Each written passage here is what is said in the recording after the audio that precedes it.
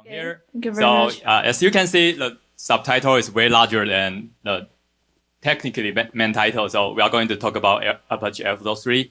And this is the my pointer is not working, so I'll just use my keyboard instead. So this is the character I'm cosplaying, and there will be a film next week. So if everyone's going to see the movie, I'll be really happy about it.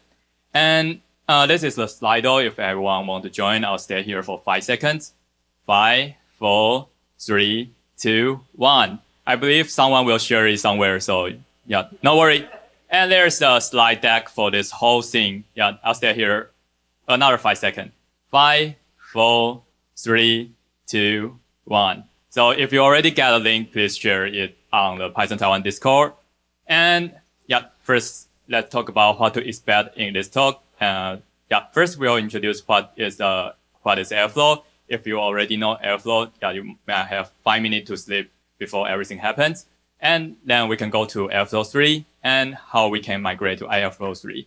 And Airflow 3, so if you look into the official document, it's basically an open source platform to programmatically author, schedule, monitor workflows. So what is workflow? So now we have 4 tasks, and each of them can be anything. It can be crawling a web page, pass some tags, or training a model. So they are tasks. And you can mark it sequentially, like after task 1 finished, and task 2 will be executed, and then 3 and 4 will be executed. So this is the part of the programmatically part. That's basically how we are going to write a workflow. So you can see that's the first task. Extract, transform, load. So this is the so-called ETL by extract, transform, load. And this is how we are defining the sequence of this workflow. So you'll need to define a tag and a function. So basically this syntax is task workflow introducing back in Airflow 2. But what is a tag? So you can just perceive tag as a workflow in Airflow and period. If you ever heard of the term uppercase tag or the term from mathematics, something directed as cyclic graph, you should just forget about it because we are going to remove it. Do forget it. And next, where do the task comes from? So under the hook, this one is actually a Python operator. Python operator basically runs a Python function in Airflow. And we supported a lot of operators like email, HTTP, or execute SQL. So that's how you can easily use Airflow to do many, many things.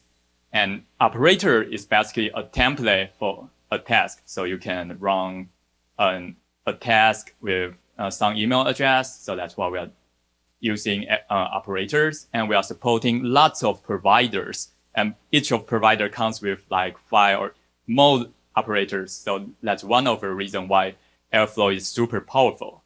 And okay, let's do it again. Airflow programmatically orchestrating workflows, tag, just tag, Airflow workflows, and operator template for a task. So that's a high level thing for Airflow itself. It's 5 minutes. So everyone can wake up if you already know Airflow. Now, what's new in Airflow 3? There's so Airflow 3 actually including this many Airflow improvement proposals. Some of them are still under development, but this is the details you might want to know after this talk, but probably not this one. So the first thing that everyone will be able to understand easily will be in user interface. There are 3 AIPs we are doing. So let's go back to the UI of Airflow 1. It's kind of feel like old, like this kind of thing.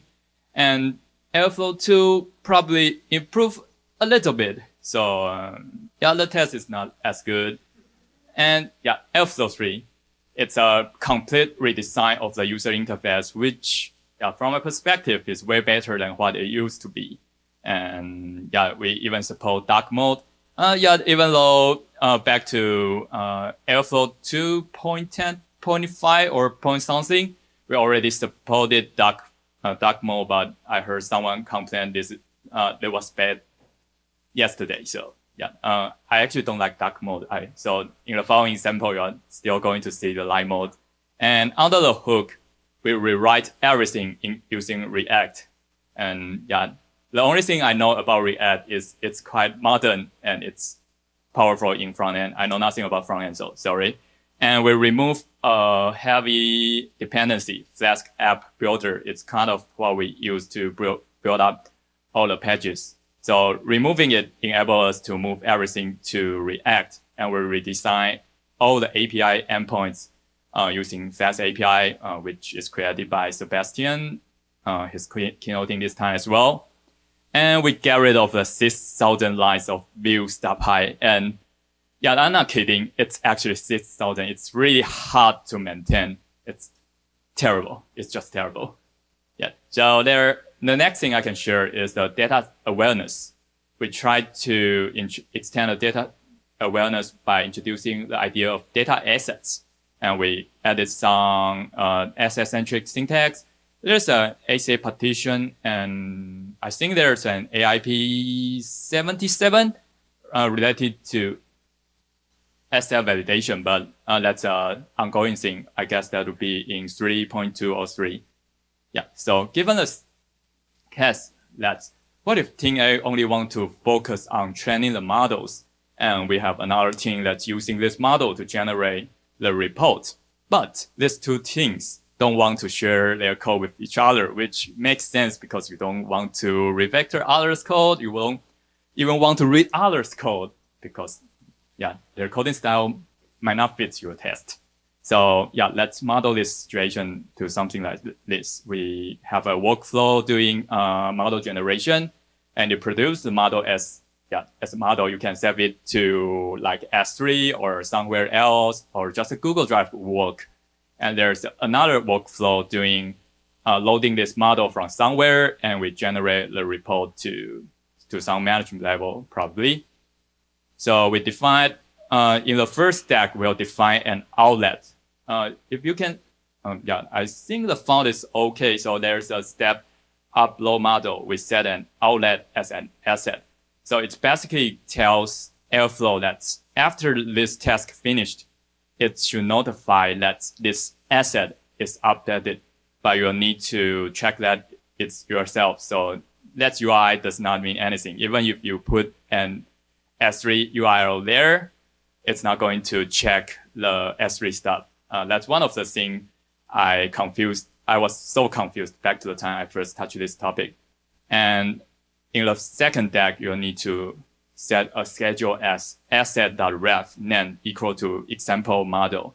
And the reason why we are doing it is because the asset name, UI, and other things can be quite long. So we are providing an easy way for you to reference the same asset in the Airflow metadata base. And that's basically what we can see on the Airflow UI. The training model, it's generate a data asset, which is example model. And once training workflow finished, it notify the example model and create an asset event. This event will trigger the report workflow model. And yeah, we also have a cool syntax. You can write an asset and a DAG with this asset decorator. Yeah. But what if we have two teams don't have access to the same no, it's not meta case, it's meta base. So basically the idea is the team A's Airflow cannot read team B's Airflow. There are two different instances. Then you can use this thing, external event driven. We have AIP 82 for that. So because we are not triggering the DAG through asset, at least for the first one. So we don't necessarily need to define the outlet here. You can still define it. It's just, useless. But in the second DAG, you can do something like this. You can define it watchers. With the SA watcher class, you can end it, and you'll need to write a trigger, which you can asynchronously monitoring something. We currently supported S3, Kafka, and local file, I guess. So if a file is deleted from your local system, it will generate an asset event And that asset event will let this stack know, hey, now I'm going to run this stack. So that's the AIP82 external event-driven thing. And if you want to know more detail about how this AC thing is going to work, is there any real-world use cases? Yeah, next section in the STEM run is going to talk about that in detail. So yeah, I'm also looking forward to that. So please stay here for the next session. And DAG versioning is probably an idea that is easier to understand.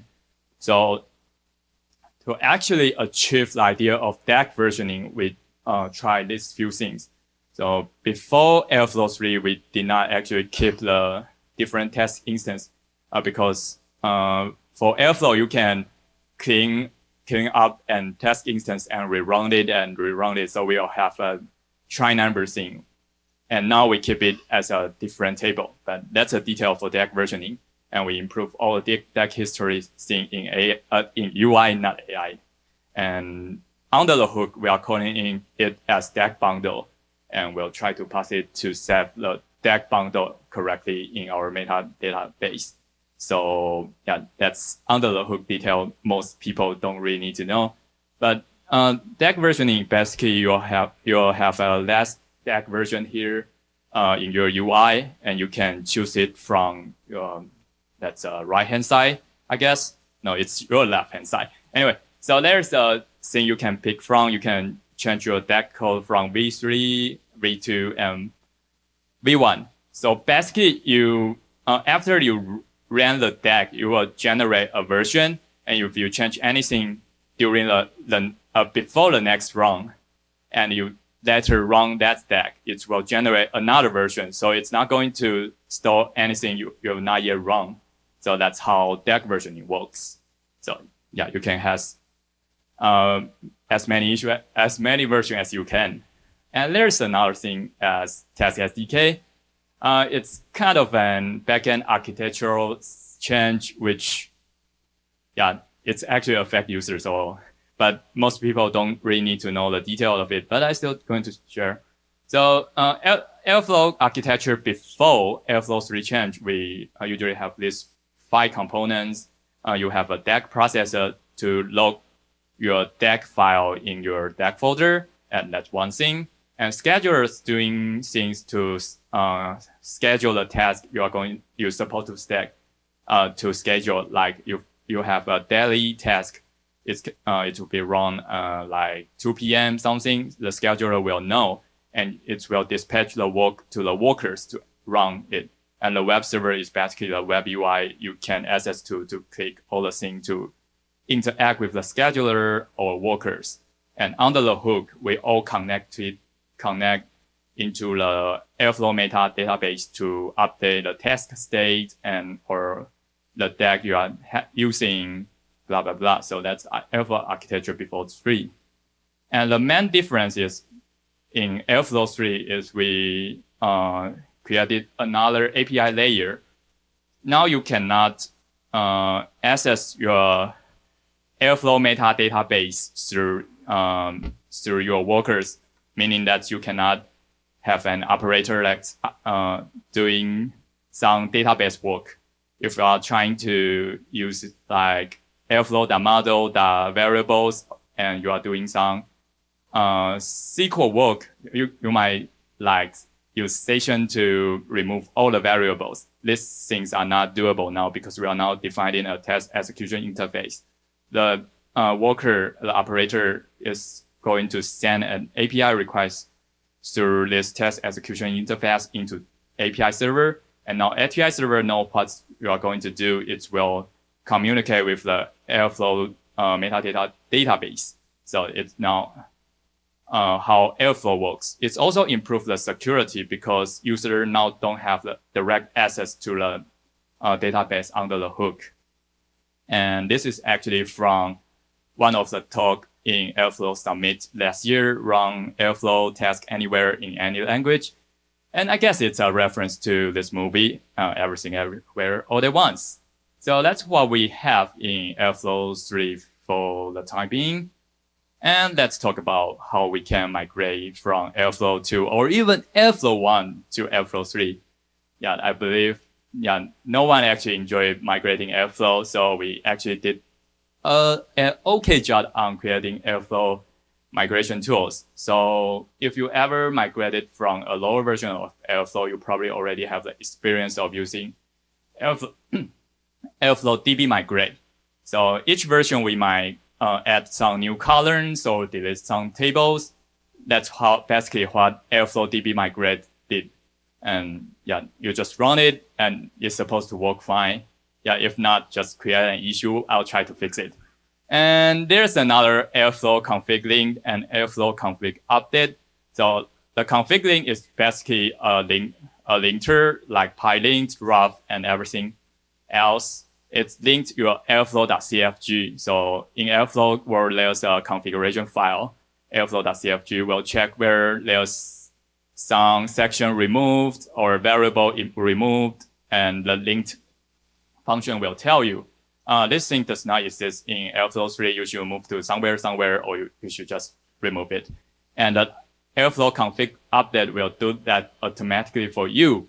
But I personally don't suggest using Airflow config update. I don't really like how this is implemented. But there's a dry run argument, so you can try the dry run first before you actually doing it. And there's a lot of other things you need to do, like we move airflow.models.deck to airflow.sdk.deck because of the task SDK thing. So you still have to change a lot of things in your deck code, existing deck code base. But now we have Ruff AIR rules, which has anyone heard of Ruff here? Or never heard of Ruff? Can you raise your hand? So basically, Ruff is a linter like PyLint or Black. Ruff can do lintering thing and formatting thing. So the linting part is like PyLint, Flag 8, and the formatting thing is somewhat like Black, but it's written in Rust. So it's super fast. Technically not everyone, but everyone is using Ruff nowadays anyway. And so these rules are basically help you to upgrade from Airflow 2 to Airflow 3. And we have 6 rules now. The description used to be super bad, but the Ruff team just updated this morning. So this is the updated version. I just updated today. So what are the rules we have? So the ones start with AIR 0 are the best practice is that you should probably apply to all Airflow version. The first one is the task variable name should be the same as task ID. And the second one is a deck should have an explicit schedule argument. And if you are using Airflow 1, it's supposed to be schedule interval. And the reason why was due to a bad Airflow design.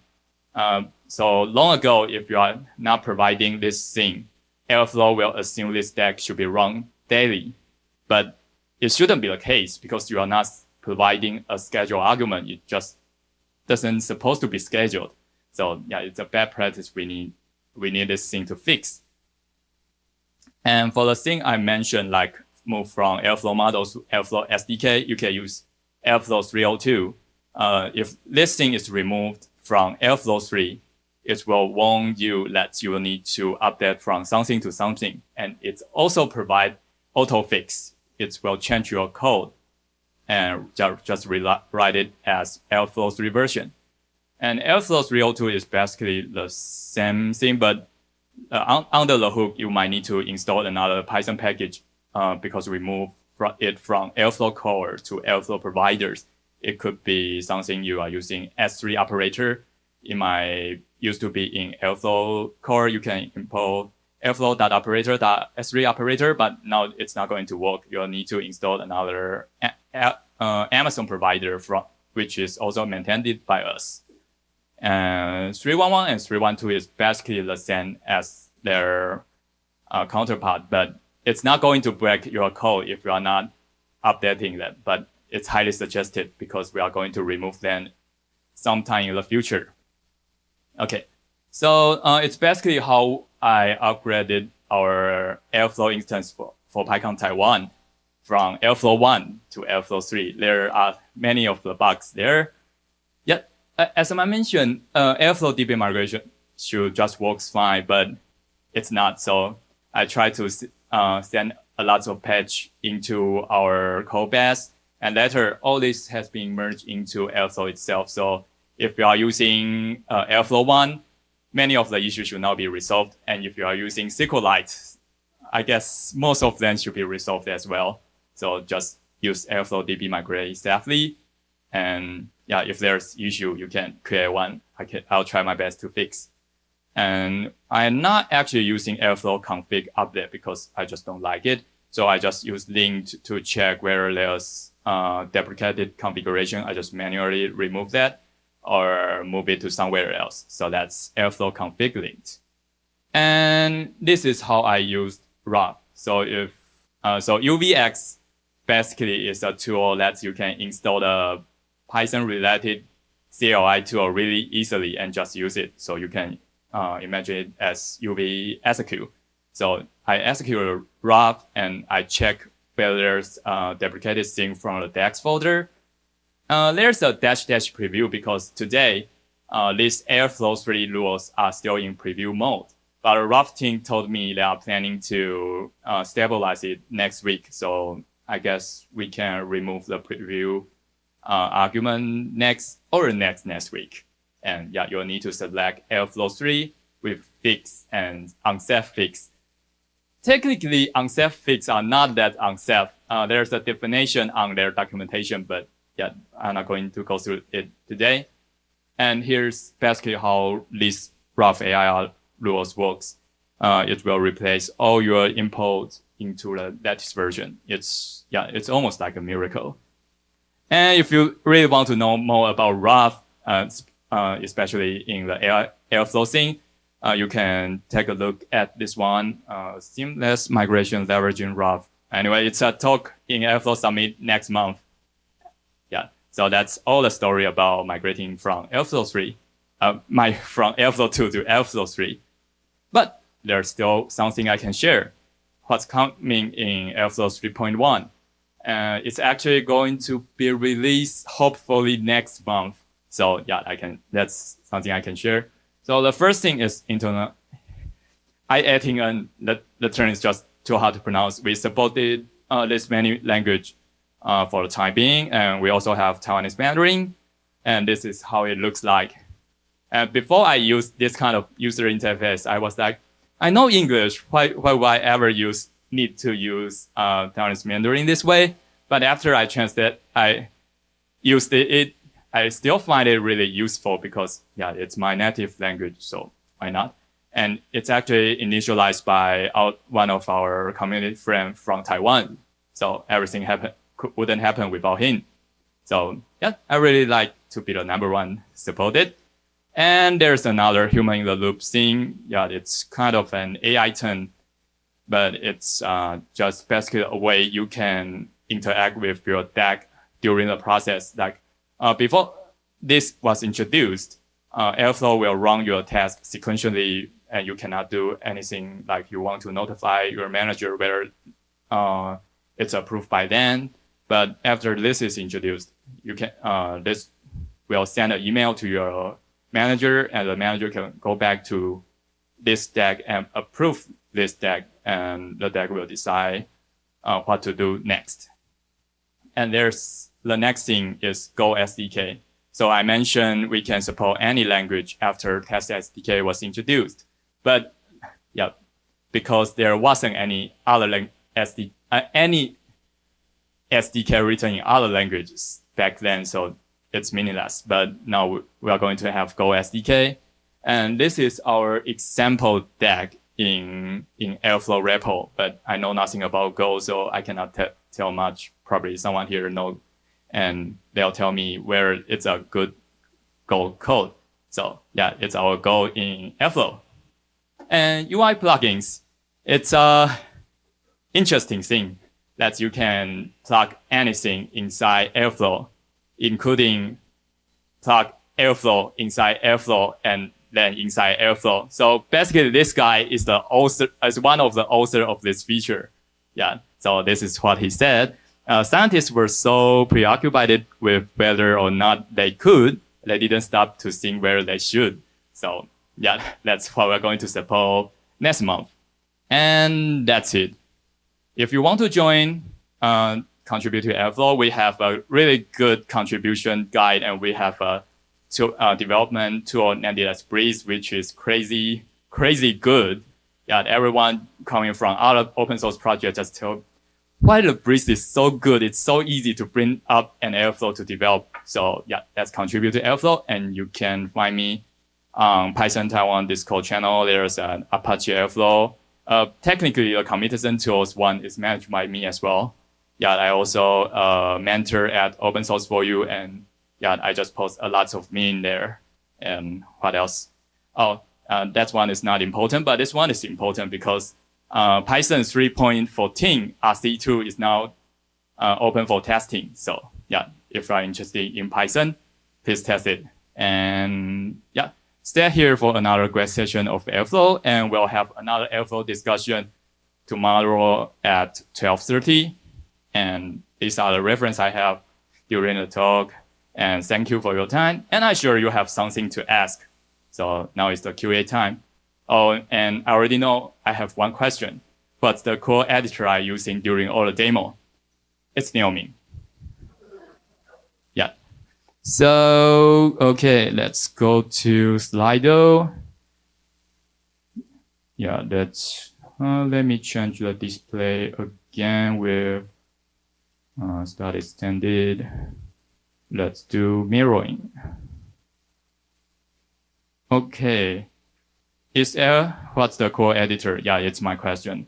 Do you know Argo workflow? I know, but not much, so I cannot. I only know this is something related to Kubernetes, but I don't know much. Is Airflow better than Dexter? Yeah, I think so. Why not? Yeah. And so we cannot use Airflow session to run SQL Alchemy query inside test anymore. Yes, you cannot do that. Yeah, unfortunately. Your slide deck is not found. Oh, I'm sorry. I'm going to post it on Discord again. And yeah, that's nice. I'm not sure who that is, but nice. Neovin is good. Yeah. I guess we still have 2 more minutes if anyone has any question, or we can discuss after Sebastian's talk, because I'm going to participate in his talk. Yeah. Have you tried that? What is that? Is it an editor? I'll try to search it. Cool. I use that. Well, yeah, that's nice. That's nice. That's nice.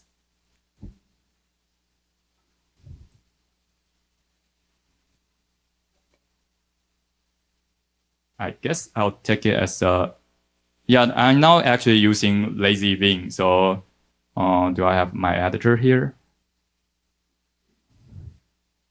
Yeah. So Lazy Vim. No question. When did I start using Airflow? 2017. Yeah, I contribute to Airflow like 2022. Yeah, if that's the next question. Okay, I think that is the last question. And first of all, thank you, Li Wei, for our good sharing. And this is a good time to ask about specific point from the talk. If you have broader topics or idea you'd like to discuss with the speaker, please try to do so for the section. Or I think, Li Wei, you have another open space time at. Yeah, it's just right, but my open space time is more like a therapy. I can cry with you around community things, because every community is encountering financial issues these days, so we can cry together. And or you want to know why community is facing lots of financial issue, volunteer issue, you can just join us and we can chat. Or you want to only rest there, that's perfectly fine. We're not doing anything serious. Yeah. If you really want to ask me Airflow there, I'll be there. Yeah, so no worries. Thank you very much.